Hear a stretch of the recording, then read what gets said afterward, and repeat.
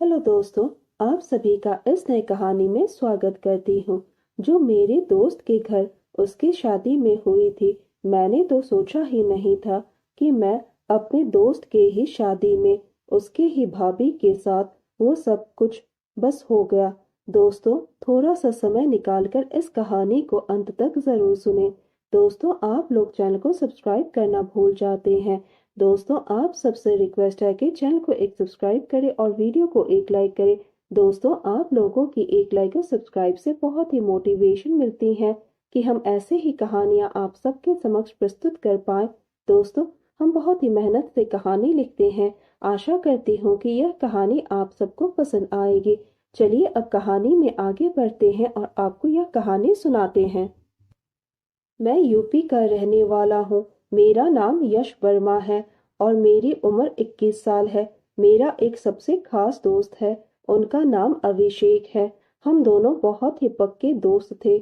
जब उसकी कोई परेशानी होता है, मैं उसको हल करता हूँ और जब मुझे कोई परेशानी होता है तो उसे वह हल कर देता है। हमारी दोस्ती तो पूरे कॉलेज में मशहूर थी। अभिषेक को एक लड़की से प्यार हो गया था। वह कॉलेज में ही पढ़ती थी। मैंने ही उन दोनों को मिलवाया था। वह दोनों अपने रिलेशन को लेकर बहुत ही सीरियस थे।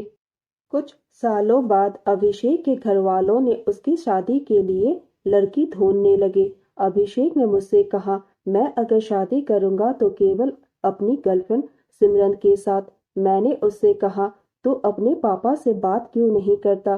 तो उसने मुझसे कहा, वो मेरी बात सुनते कहाँ है। मैंने कहा, ठीक है, मैं उनसे बात करता हूँ। मैं अगले ही दिन अभिषेक के घर पहुंचा। उसकी मम्मी मुझे बहुत प्यार करती है। मैंने उसकी मम्मी से कहा, आंटी सुना है आप अभिषेक की शादी के लिए लड़की ढूंढ रही है।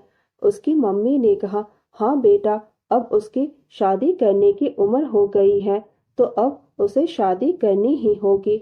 उसकी मम्मी ने मुझसे पूछा, बेटा यश, तू कब शादी करेगा? मैंने उनसे कहा, बस जल्दी ही मैं भी कर लूंगा। मैंने आंटी से पूछा, आप किस तरह की लड़की चाहती हैं?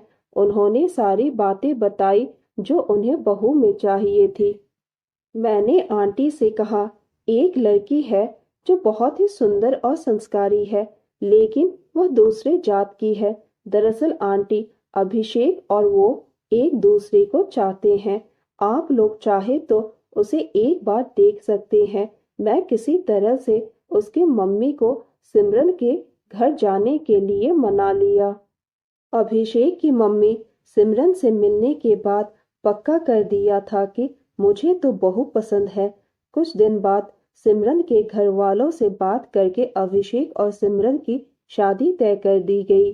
अभिषेक ने मुझे अपने घर शादी से एक हफ्ते पहले ही बुला लिया था। मैं उसके घर पहुंचा।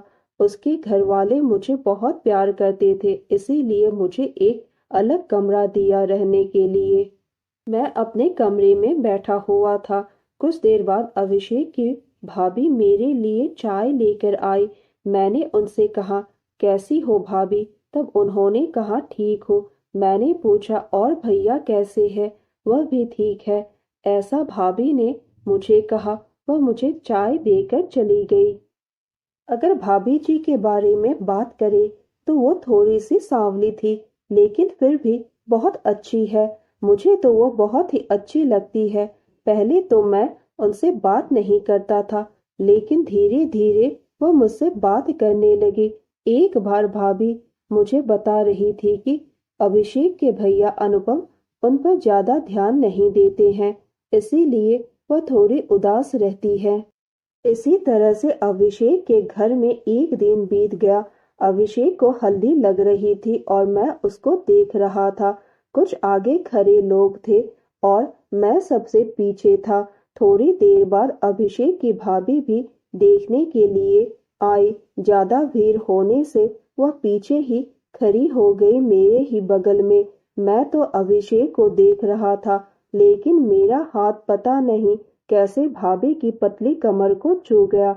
मैं पीछे मुड़कर देखा तो भाभी खड़ी थी। मैंने अपने हाथ को रोक लिया। मैंने देखा कि भाभी मुझसे चिपकती जा रही थी। मैं धीरे धीरे आगे होने लगा। जब मैंने देखा कि भाभी रुक नहीं रही है तो मैं वहां से अपने कमरे में चला गया। मैं अपने कमरे में बैठकर सोच रहा था भाभी को क्या हो गया था। इतने में ही भाभी मेरे कमरे में आ गई। मैंने उनसे कहा, आप यहाँ क्या कर रही हैं? आपको तो बाहर होना चाहिए। उन्होंने मुझसे कहा, मैं तुमसे कुछ बात करना चाहती हूँ, इसीलिए आई हूँ। मैंने कहा, कहो क्या बात करना है।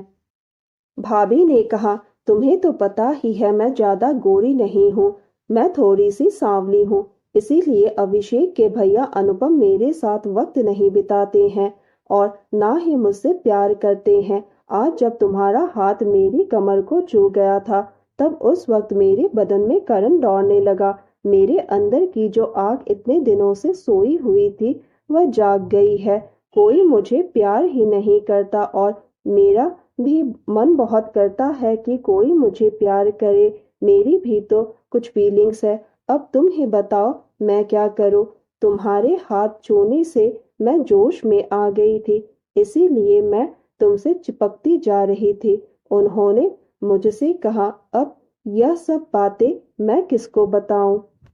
मैंने उनसे कहा, तो आप मुझे यह बातें क्यों बता रही हैं? मैं क्या कर सकता हूँ? तो भाभी ने कहा, तुम बस मेरा एक काम कर दो। मैंने उनसे पूछा, कौन सा काम है? उन्होंने कहा, मेरे अंदर जो आग है उसे तुम बुझा सकते हो। मैंने उनसे कहा, आप क्या बात कर रही हैं? अगर किसी को पता चल गया तो मैं किसी को मुंह दिखाने लायक नहीं रहूंगा।